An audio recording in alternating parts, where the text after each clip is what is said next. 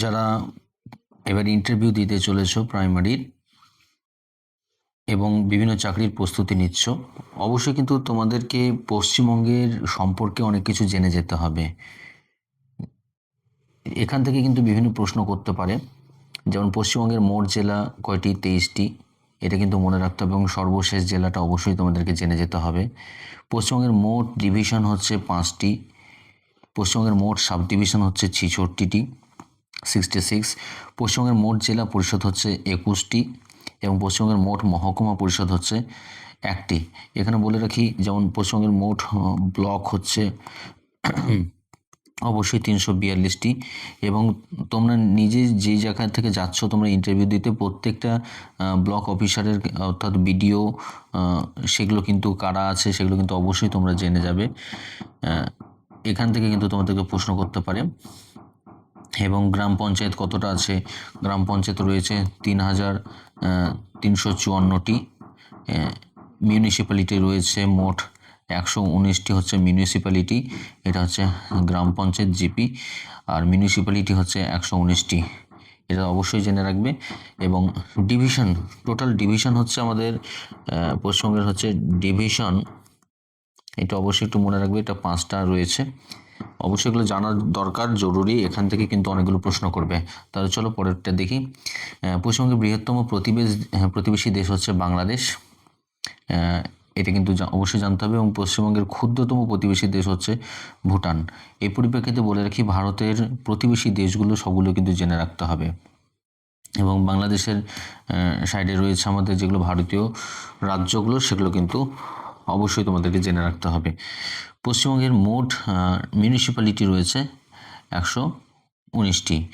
এটা হচ্ছে মিউনিসিপ্যালিটির সংখ্যা। এবং আমি বলে দিলাম, আবার বলে দিচ্ছি, জিপি হচ্ছে 3354টি, অর্থাৎ গ্রাম পঞ্চায়েত। মিউনিসিপ্যালিটি 119টি, এবং গ্রাম পঞ্চায়েত হচ্ছে 3354টি। যেই জায়গা থেকে তোমরা ইন্টারভিউ দিতে যাচ্ছ, তোমাদের আশেপাশে কোনটি মিউনিসিপ্যালিটি আছে, কটি মিউনিসিপ্যালিটি আছে, কটা পঞ্চায়েত আছে, সেগুলো কিন্তু অবশ্যই জেনে রাখবে। পশ্চিমবঙ্গের রাজধানীর নাম কলকাতা। এটাও কিন্তু একসময় দেশের রাজধানী ছিল, পরে এখান থেকে সরিয়ে নিয়ে গিয়ে দিল্লি নিয়ে যাওয়া হয়, তাই এটা অবশ্যই জেনে রাখবে। পশ্চিমবঙ্গের রাজ্য পশু যেটা হচ্ছে মেছো বিড়াল। এই মেছো বিড়ালটা সম্পর্কে একটু জেনে রাখো। রাজ্যের রাজ্য পাখি যেটা আমাদের পশ্চিমবঙ্গের, সেটা হচ্ছে শ্বেতকণ্ঠ মাছরাঙা। এই মাছরাঙা সম্পর্কে প্রশ্ন জিজ্ঞেস করতেই পারে, এগুলো প্রাইমারি ইন্টারভিউর ক্ষেত্রে খুব গুরুত্বপূর্ণ।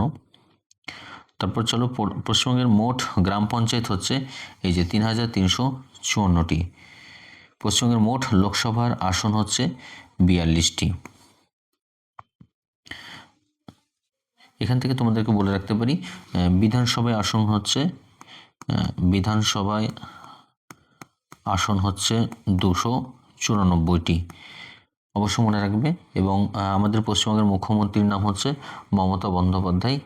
তিনি হচ্ছেন টিএমসি থেকে।